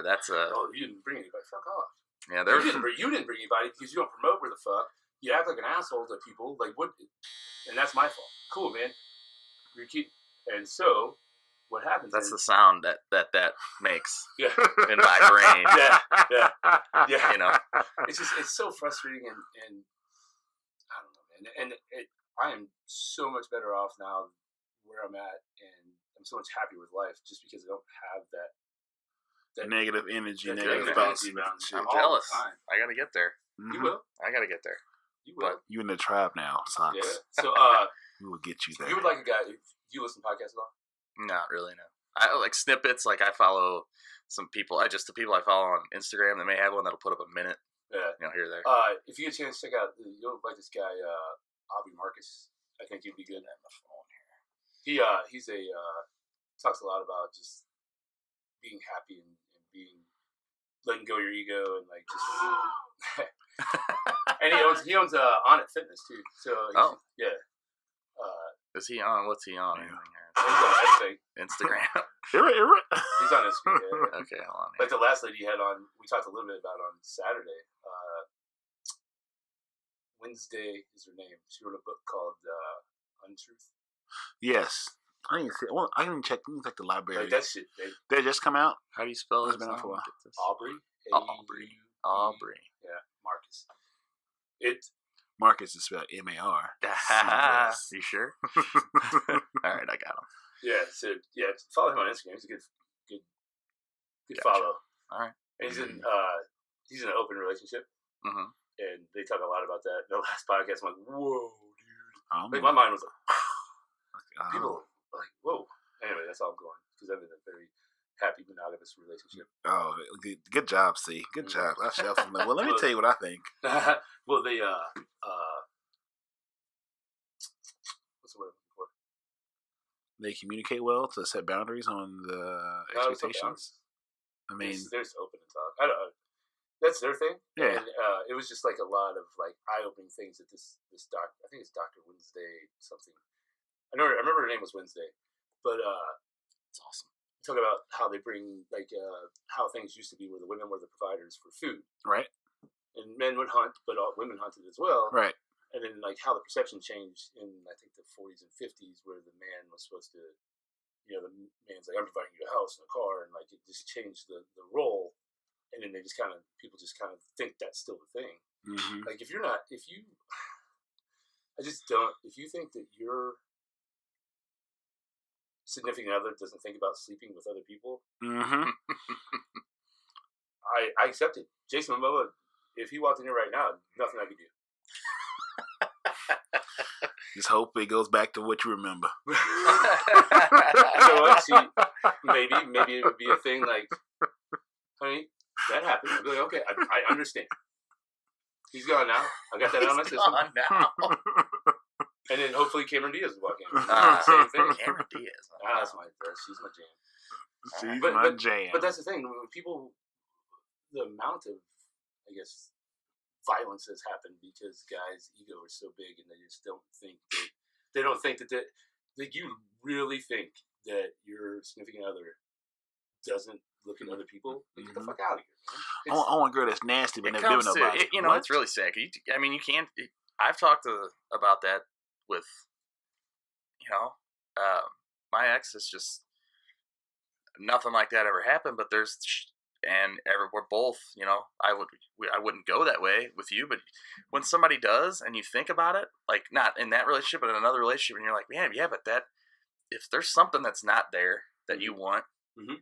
that somebody's not going to provide, now should you go around their back? No. But that's most of the time, that's the reason, other than insecurities, right. I feel like I need to be validated. Right. I need to make sure people still like me. Right. But yeah, that's a thing, and a lot of people are afraid to let go of what they don't want, right. And they're eventually going to take it from somewhere else. Right. And that creates a lot of stress on people. If you can just talk to your significant other and just be open and understand, and not get upset if they say another guy or another girl is attractive. Mm-hmm. Like, you can't. So what? Yeah. You'd be like, oh, that's cool. Like, whatever. Like, it's self-confidence. Yeah. If my girlfriend was to say that, and I knew that what we had was, if she's telling me the truth, like, what she wants, physically and emotionally, like, everybody's gonna find some. I find men. Men find other men. I can say, I think Ryan Reynolds is a fucking stud, and I'm gonna tell everybody that, even if it's a guy it's not famous. Like, it's an attractive guy. Yeah, but that's gonna happen everywhere, and there's no jealousies that should come out of that if you're secure in your relationship. Yeah, exactly, and more importantly, securing yourself. Yeah, right. And exactly. If you change your mindset to, like, if you are an open, like, I don't think I'm anywhere close on my ego to be able to do that. Oh God, no! That part of it, but I accept that she is attracted to other people. I understand that. Yeah. But if you, some people need, if you could change your mindset to where, you are in that type of relationship, and change your mindset to, well, I'm glad they got to experience that with them.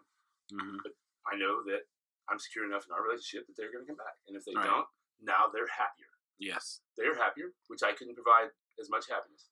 Sucks. It's a big fucking ego hit. Dude, I'll tell you this right now. I'll never say, if somebody breaks up with me or I break up with somebody, I'm never in my life going to be like, I just want you to be happier. Fuck that. I don't want to sit here and think of, oh, you're with that guy now and he makes you happier. I'm so happy for you. What if you see that that, they're dude. obvious? What if you see that they're like an obvious like? If there's a big reason to where like I was like, God, our relationship is just trash. We've been, we've just been dicking around for a year because nobody wants to let go. And Right. maybe, yeah, but I still, nobody wants to feel that, dude. You don't want to think about someone having better sex or someone like that makes more money than you that's providing something for this person that they've been bitching about. Like, I need a bigger house, and then this somebody else comes along and like. Now all of a sudden you have that, and you're like, man, that's fucking hit. Man, I'm gonna be. It's gonna hit. You're gonna take a big hit. It's gonna fucking hurt. I don't care who you every are. time I see the fucking Rams play a goddamn football game, I see my ex with a fucking obvious upgrade. You're like, oh, that's more like burn it down. I don't have a flame on this one. I'm a flamethrower. But it's just it sucks, and that's part of like killing your ego. And I'm not there. No. I maybe someday, but right now I'm just like, nah, man, I'm slowly but surely letting go of that motherfucker. And in this relationship I'm in right now, I'm happy. Yeah. And maybe someday that bridge will be on the horizon, but it's not even really in my mind. I just read, and I just people are like different. to know what's going on. People are different, and it sucks. And I'm one of them to where like I can't see the whole picture. So if let's say there's 2 or 3 really good things, but there's like 3 or 4 bad things, I don't want to let it go because of the good things. Mm-hmm. So I hang on to the stuff when there's bad things. Yeah. I'll tell you right now. I'll tell the world. I don't care. It sucks, and it's a shitty thing to deal with. It really is. I mean, a lot of self-work on that one. It sucks. Mm-hmm. It's no fun. And you think that, and then I'm the kind of person that's like, well, they're off doing this, so I should be off doing it. Why can't I find this right now? I am the world's biggest overthinker. Like I have anxiety, and I'm an overthinker. So when something like, I think what's really helped, like me with, I was the same way, like anxiety, like I don't want to get this started. But since we got into this, and we're just like, okay, let's figure it out. Mm-hmm. Like that shit's helped me a lot with anxiety. Like I'm not as scared. I just take a deep breath and like, all right, man, let me see what I can do here. A lot of people get afraid, and I get afraid of like, I don't want to say failing, but I feel like I see things as impossible, but I know it's not impossible because other people do it. But like, so people are always telling me like, hey, we're getting too hot for those cords. Oh shit, it's not burning out. Oh shit. Well, there it is. See, we're learning. We're learning. I mean, the shit's gone, so we can blow it out because that shit happened. So when it comes to like blow, bitch. Sorry. It comes to like some people want me to sell cars. I'm like, I don't know if I can sell a car. I'm like, I don't know if I can do that. I keep telling myself, I don't know if I can do it. But that conversation started 6 months ago. Mm-hmm. I could have either been really good at it by now or out of it, knowing that that's not my thing. Yeah. But me, being the person I am, is still in the same rut. I didn't even try. Yeah. But it's selling cars. I'm thinking like this is probably in my brain. I'm like, it's probably the hardest thing to do. Never gonna do it. It's stupid. It's little things like that I've been that gets stuck in my mind, and I don't. Man, I was with you when you picked up. I don't know if I was with you, but I was around you when you started playing fucking Golden Tee. And you became the best fucking Golden Tee player around. I love this analogy, right? I love this. No, I'm just telling you, you became the best fucking Golden Tee player I true. saw around. Then you're like, well, I play this fake golf. Why don't I play real golf? And then you became one of the best golfers I fucking know. Self-taught. I know, yeah. You didn't take fucking lessons. You just got there and started swinging fucking balls. Yeah, but that's the thing. I love doing it. That's the thing, is I got to find something. Because it's exactly right. Yeah. If I found something. Right. If I found something that I absolutely love doing. Right. And I could make a living doing it. Oh, it's the dream. Right. Now, just at this point, I'm like stuck in these like, oh, here's a part-time job doing this that you may not want, or like I work at a golf course. I love it out there. Right. But I get paid shit. I can't make a living on it. And it's going to take something. There's going to be something. Because I've been telling people, I'm looking for jobs, and they're like, oh, the county's hiring or the city's hiring. You could be filling potholes for $20 an hour. I'm like, oh, man, what's the fucking do that? Yeah. But at the same time, like, I can't be picky, and I'm thinking like, The fuck you can't. I mean, yeah, I know. Yeah, You can, but curate your own shit, man. You can't once you learn to hustle and create your own path, your own way. It's hard to go back to the constraints of the traditional employment and all that bullshit. Because you're gonna meet people that hate their lives, that are negative, and they don't want to be there either. Mm-hmm. Then that shit just sort of affects you. You got to be around people that are doing shit and growing shit and building shit. Because you can't go back. Surround yourself with people that are heading the same way you are. Mm-hmm. Not people that are holding you down. Yeah, and that's what's happening. That's kind of what's happening. So, and then like Jerry and I were out the other day, and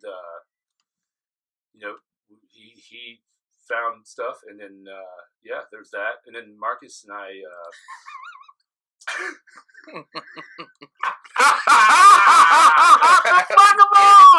One of those. You didn't even catch that. No, because I sent him a picture of Z Cavaricci. KC Slater. Slaters, dude. I don't know. Those, okay, yeah. That's what those cans are? Yeah, those are Z Cavaricci. I didn't have those. Those are the ones I had. They had double button. That's the double loop. Wow. Yeah. I'm so glad I missed that part of life. Yeah. That's and that's just probably coming back. Like if I could find mine. I'm telling you right now, dude, that every time I watch a show, some kind of everything's coming back, anything new, and especially, I guess, like I said, over in Europe, it's not, I swear I was watching a '90s show. I couldn't break that in my brain. Every time they bring up technology, I was like, well, that exists. Oh, it's 2019. Like on there, dude, there's shit that they're wearing. Yeah. It blows my mind, man. It doesn't make any sense, but I love it. I love that it's coming back. Yeah. I'm not in the shape for that kind of shit, but like, I get it. Right. Damn. Yeah. That shit blew my mind. What'd you say about me? I was saying that, we're not making any money on this yet, but we just keep doing it because we're enjoying it. You like it? Yeah. Yeah. I mean, it's not taking up a ton of your time. I mean, that's not true. well, so you're talking about the editing, like talking this process, like but like when I'm sacrificing not watching Netflix and bullshit, right? Well, right. So you're doing something you want to do, and stuff. So the time I was telling you earlier, I would rather not. I'm like, I find when I'm sitting on the couch watching Netflix, I'm like, I should be doing something. Yeah, I got to be doing something. There's nothing to do, and I'm like, that's when I end up going out and doing. Yeah, I can't sit there like I go from being full on busy for 6-7 months where I'm working golf course, then I'm DJing. I can't wait to sit. Sometimes, but now when I do sit, I'm like, this fucking sucks. Yeah, man. I gotta find something to do, and it's awful, especially my age. And I'm like, I don't want to sit there. I'm just sitting there. Start sitting and start resting up. Yeah, motherfucker, Tin Man. No, it sucks. Squeaky. I've actually need to get going. I gotta go to work. You guys want to keep it rolling? All right. No, we can shut this bitch down. We had enough. Yeah. Good work, man. I enjoyed it. Coming on. Yeah, of course. What was you want to drop your social on here? Yeah. I mean, I'm on Facebook. I think if you look up DJ Sox. Wow, you sound old. I'm on Facebook. I'm on the Facebooks. I think my MySpace is still around. Oh man, hold on to it. It's coming back. You're not going to be in my top 8 for that shit. But no, it's just Facebook's is Steven with a PH. But I think if you just look up DJ Sox on there. Instagram's AKA_DJ Sox. What was the thing you put up today? I remember seeing something you put up today that was pretty. About the sledding and there was that one, and then there was something with like a graph you put up of. I don't remember. I thought it was fucking hilarious. The sledding thing was hilarious. Oh, the baby? Mm-hmm. Yeah, the baby. Oh, she's so cute. Yeah, but and that's it. Honestly, if it wasn't for my job, the DJing job, I wouldn't really post anything on Facebook. I would rather not have Facebook. I like Instagram better, but I mean, my job on Facebook is just to be as stupid as possible, man. Yeah. Like I literally enjoy. I'm a meme guy. I like the memes. Anything like that, man. Post pictures of my cat. Right. I don't care. I mean, that's the kind of stuff I'm looking for. Make people have a good time because it's boring, man. Facebook, I flip through it for hours, and I'm like, I have nothing. People complaining or trying to motivate people because their life sucks. Mm-hmm. They try to put up something trying to make themselves feel better, and at the same time, you're like, stop. That's not really. I know he really are. That's not you. That's not you. Stop lying. Describe me?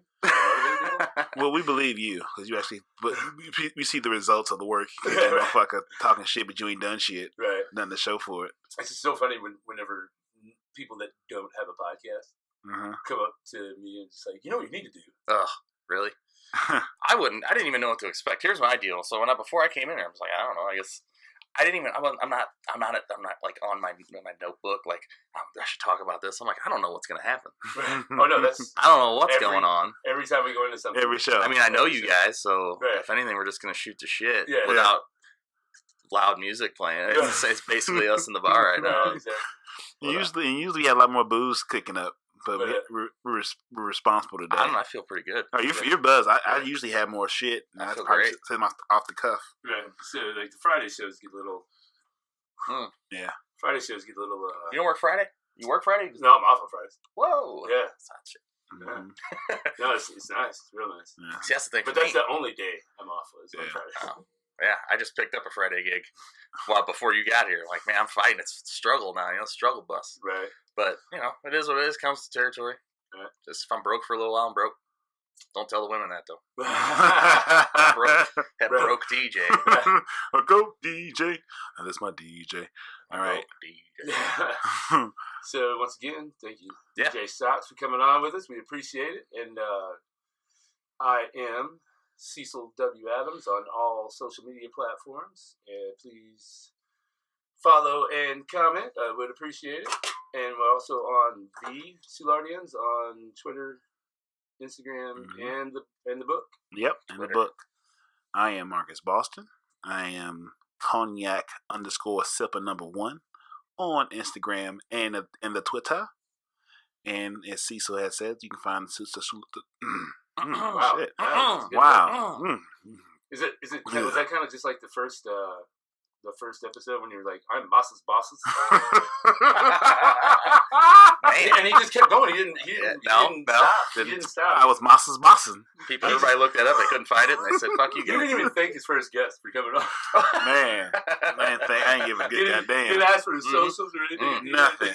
Man, I can't wait till we get to like 100 episodes, and then we're just like gonna have a review of that episode. So this is Massa's bossin'. Thank you and no thanks. But like I said, those are Cognac _sipper #1 on Twitter and Instagram. And on the book, if you don't know, you don't need to know. Find the Soulardians, and we will see you next time. Thank you. Be great, be good. We love you. Love yourself. Love each other. Don't forget, self-care is first care. Bye. Yep. Are you not entertained?